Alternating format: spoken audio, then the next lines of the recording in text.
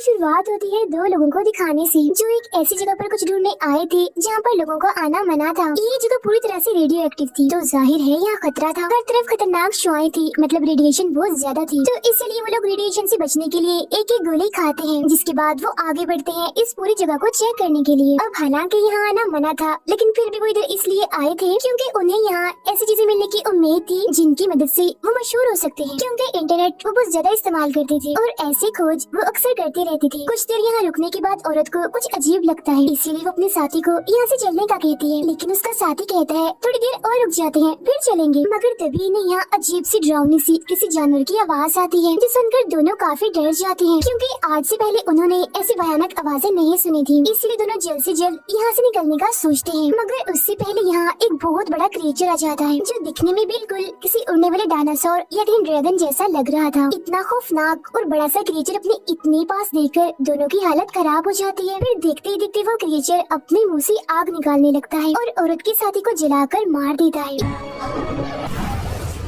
ये देख औरत डरते हुए वहाँ से भागने लगती है और अपनी गाड़ी के पास आ जाती है। वो गाड़ी का दरवाजा खोलती है मगर नहीं खुलता, क्योंकि वो बंद था और चाबी तो उसके साथी के पास थी जिसे उस क्रिएचर ने मार दिया। इसीलिए वो यहाँ से नहीं भाग पाती। फौरन ही वो क्रिएचर उसका पीछा करते करते यहाँ भी आ जाता है और देखते ही देखते उस औरत को भी अपना शिकार बना लेता है। इस हादसे के कुछ अर्से बाद एक आर्मी जनरल अपने एक ऑफिसर जिसका नाम वेनिसा था, उसे अपने दो साथियों के साथ उसे खतरनाक जगह पर जाने का कहता है, ताकि वो लोग वहाँ जाकर उस क्रिएचर के बारे में पता लगवा सके और अगर ये लोग उस क्रिएचर का शिकार कर लें तो उसे जिंदा या मुर्दा किसी भी हालत में ला सके। अब यहाँ वेनिसा इस मिशन को करना नहीं चाहती, क्योंकि उसकी एक साथी की तबीयत अभी तक ठीक नहीं हुई थी। पैर में चोट लगने की वजह से वो ठीक से नहीं चल पा रही थी। इसके अलावा वेनिसा को उस अनजान क्रिएचर के बारे में कुछ पता नहीं होता, इसीलिए वो जनरल को इस मिशन को करने से साफ इनकार कर देती है।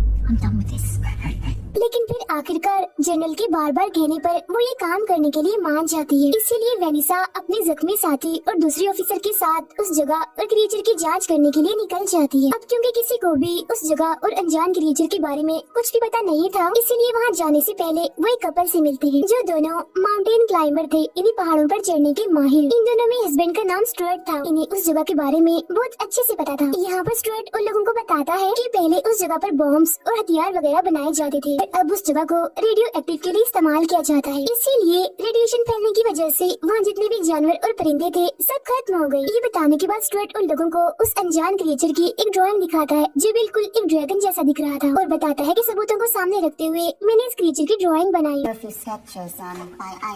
वाली बात ये है कि ये क्रिएचर उस जगह पर देखे गए हैं। अब उस ड्राइंग को देखकर वेनिसा और उसकी टीम थोड़ा डर भी जाती है, इसीलिए अब उसके जख्मी साथी इस काम को करने के लिए मना कर देती है। लेकिन किसी तरह वेनिसा उसे समझाकर दोबारा से मना लेती है। मगर फिर भी रात को वेनिसा अपने दूसरे ऑफिसर से कहती है कि मैं अकेले ही उस रेडियो एक्टिव जगह को चेक करने जाना चाहती हूँ, क्योंकि मैं नहीं चाहती कि तुम दोनों किसी मुसीबत में पड़ो, आखिर तुम मेरी टीम हो। लेकिन वो ऑफिसर वेनिसा को ऐसा करने से मना कर देती है और कहती है कि हम एक टीम है, इसीलिए हम जो भी करेंगे एक साथ मिलकर ही करेंगे, जो भी मुसीबत आई एक साथ उसका मुकाबला करेंगे। लेकिन वेनिसा उसकी बात नहीं मानती और सुबह होते ही बगैर बताए उस जगह की जांच के लिए निकल जाती है। बात जैसे ही उस ऑफिसर को पता चलती है, वो फौरन ही एक मोबाइल डिवाइस की मदद से वेनिसा से राब्ता करने की कोशिश करती है और फौरन ही उसे वहाँ से वापस आने का कहती है। लेकिन तभी अचानक वेनिसा को वहाँ एक बड़ा सा अंडा दिखाई देता है, जो देखकर वो एकदम काफी हैरान रह जाती है, क्योंकि दरअसल इस रेडियो एक्टिव जगह पर किसी भी जिंदगी का होना नामुमकिन था। जिंदगी होने की आसार का यहाँ तस्वुर भी नहीं किया जा सकता। इसीलिए यहाँ पर अंडा देखकर वेनिसा काफी हैरान थी और अब जैसे ही उस अंडे को उठाती है, तभी अचानक से रेडिएशन बढ़ जाती है, जिस वजह से वो बेहोश हो जाती है।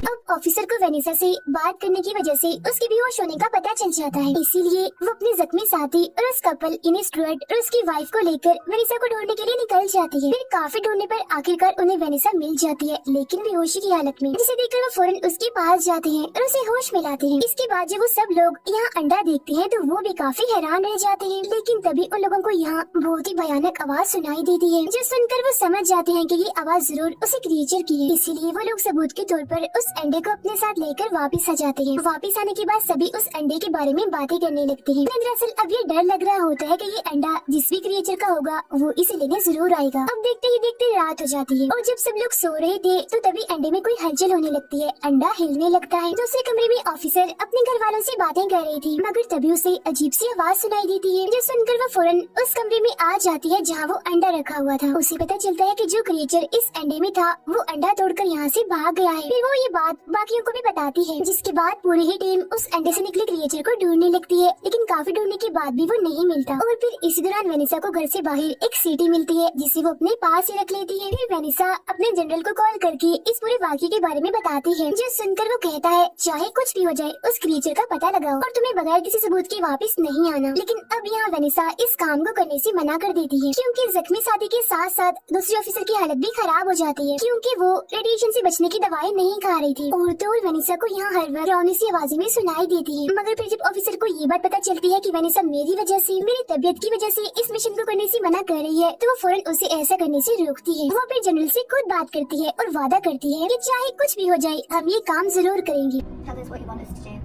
फिर हम स्टुअर्ट और उसकी वाइफ को देखते हैं, जो खुद ही उस क्रिएचर को ढूंढने के लिए निकल जाते हैं। वो उसी जगह पर जाते हैं जहाँ से उन्हें वो अंडा मिला था। और फिर तभी अचानक से उन्हें यहाँ एक बहुत ही बड़ा क्रिएचर दिखाई देता है, और इतना बड़ा क्रिएचर उन्होंने आज से पहले नहीं देखा था। वो हवा में उड़ रहा था। उस खतरनाक क्रिएचर को देखकर उनकी हालत खराब हो जाती है और वो यहाँ से भागने की कोशिश करते हैं, लेकिन तभी देखते ही देखते वो क्रिएचर नीचे इनकी तरफ आने लगता है और स्टुअर्ट की वाइफ पर झपट कर उसे मार देता है। जिस दौरान किस तरह स्टुअर्ट अपनी जान बचाने के लिए वहाँ से भागता है और वापस अपने घर आ जाता है, लेकिन फिर भी उनकी टेंशन खत्म नहीं हुई थी, क्योंकि वो क्रिएचर स्टुअर्ट का पीछा करते करते यहाँ तक आ गया था और इनके घर के बाहर ही मौजूद था, वहाँ से जा भी नहीं रहा था। अब ये बात जाने के बाद वो सब लोग समझ जाते हैं कि वो अंडा इसी क्रिएचर का है, इसीलिए अब वो हमें नहीं छोड़ेगा, क्योंकि हमने उसका अंडा चुराया था। इसीलिए अब उस क्रिएचर के डर से कोई भी घर से बाहर नहीं निकल रहा था। लेकिन अब यहाँ उस ऑफिसर की तबीयत भी खराब होने लगती है, जो देखकर वेनिसा और बाकी लोग काफी परेशान हो जाते हैं। इसीलिए वो किसी भी तरह करके यहाँ से निकलने का प्लान बनाते हैं। प्लान के मुताबिक उस क्रिएचर का ध्यान भटकाने के लिए स्टुअर्ट कमरे से बाहर जाता है, ताकि जब क्रिएचर का ध्यान उसकी तरफ हो तब मौका देकर बाकी लोग दूसरे दरवाजे से गाड़ी में जाकर बैठ सके। लेकिन उनका ये प्लान कामयाब नहीं होता, क्योंकि जब स्टुअर्ट घर से बाहर आता है तो वो क्रिएचर छत पर ही बैठा होता है, जिस वजह से वो स्टुअर्ट पर हमला कर देता है और उसे अपनी आग से जलाकर मार देता है। अब क्योंकि उन तीनों को भी गाड़ी में बैठने का मौका नहीं मिला था, इसीलिए वो अभी तक घर में ही होती है। और स्टुअर्ट की इतनी भयानक मौत देखकर उनकी हालत खराब हो जाती है, वो काफी डर जाती है। जिसके बाद वेनिसा किसी तरह दोबारा से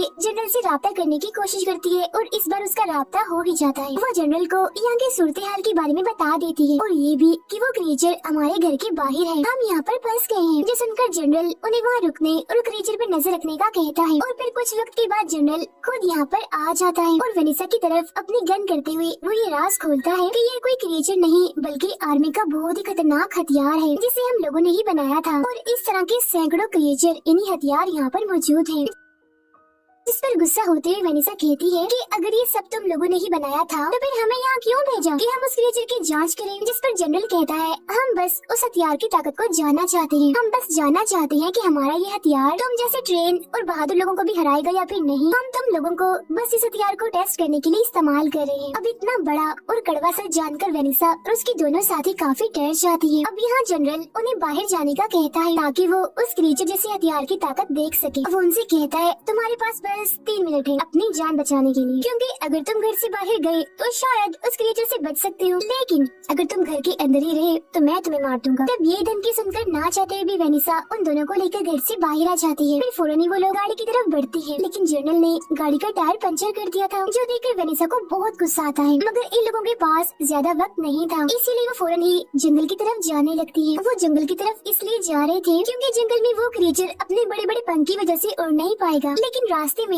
उस जख्मी साथी की तबीयत खराब होने लगती है, क्योंकि पैर में चोट लगने की वजह से उससे चला नहीं जा रहा था। और क्योंकि क्रिएचर के यहाँ आने का भी वक्त हो रहा था, इसीलिए वो अपने साथियों को उसे यहीं छोड़कर आगे बढ़ने का कहती है। अब हालांकि वो दोनों यानी वेनिसा और वो ऑफिसर ऐसा करना तो नहीं चाहती थी, मगर ना चाहते हुए भी उन्हें ऐसा करना ही पड़ता है। वो आगे बढ़ जाती है, जिसके बाद अब वो वहाँ अकेली रह जाती है। और तभी वो क्रिएचर भी उसे देख लेता है और उसके पास आ जाता है। वो बस उस पर हमला करने ही वाला था, जो देखकर वो उस क्रिएचर पर अपनी गन से गोलियां चलाती है। मगर क्योंकि वो खुद भी एक हथियार था, इसलिए गोलियों का उस पर कोई भी असर नहीं होता। फिर वो अपने मुंह से आग निकालकर उसे जलाकर राख कर देता है। उधर वेनिसा और वो ऑफिसर अपनी जान बचाने के लिए अभी भी जंगल की तरफ भाग रही होती है, लेकिन तभी उस ऑफिसर की तबीयत इतनी खराब हो जाती है कि एक कदम भी चलना उसके लिए बहुत मुश्किल हो जाता है।